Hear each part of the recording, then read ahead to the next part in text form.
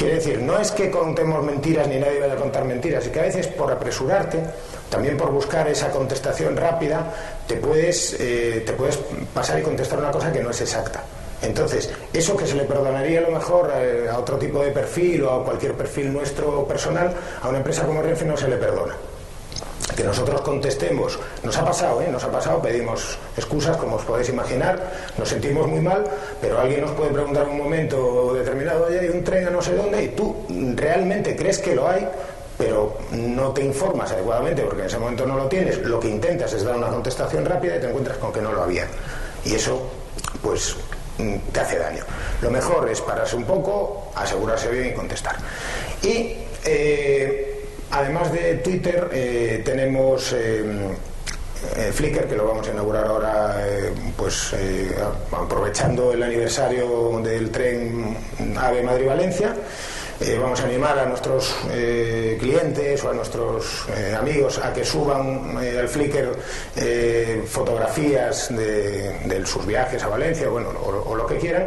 Y luego también es verdad que la comunidad se construye ella sola. O sea, tú muchas veces piensas que estaría bien que la gente subiera fotos del viaje a Valencia, se suben otro tipo de fotos, se convierte en otra cosa, pero a nosotros nos parece muy bien.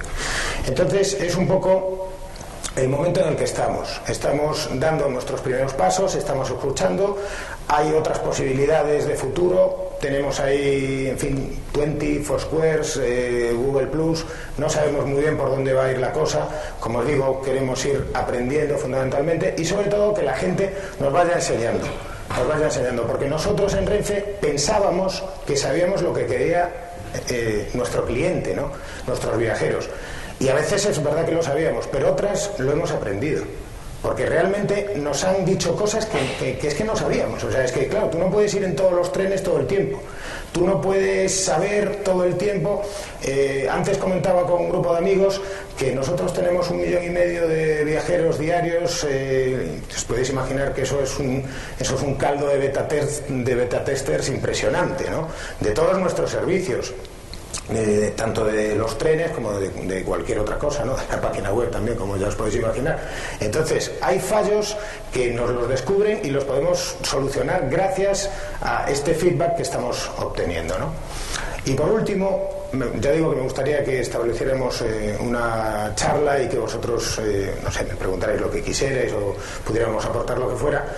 Pero hay una cosa también que es interesante comentar, y es que hay mucha gente que, la verdad, si os metéis en nuestro timeline os vais a dar cuenta de que hay mucha gente que realmente nos insulta, pero además a saco, sin demasiada razón y desde luego con muy poca educación, etcétera, etcétera, ¿no? A nosotros, en fin, pues nos duele, pero lo aguantamos. Pero Renfe tiene 15.000 empleados prácticamente. Y entonces nos parece muy interesante que en el mundo de las redes sociales, sobre todo en las empresas que cobran una cierta dimensión, como puede ser el caso que has puesto, Alex, del BBVA, tener una reglamentación interna, porque os podéis imaginar que cualquiera que sea un empleado de Renfe que se sienta realmente molesto por alguien que puede coger, ir a por él, atacarlo, manifestándose empleado de Renfe, y al fin y al cabo alguien que dice que es de Renfe no deja de ser un portavoz.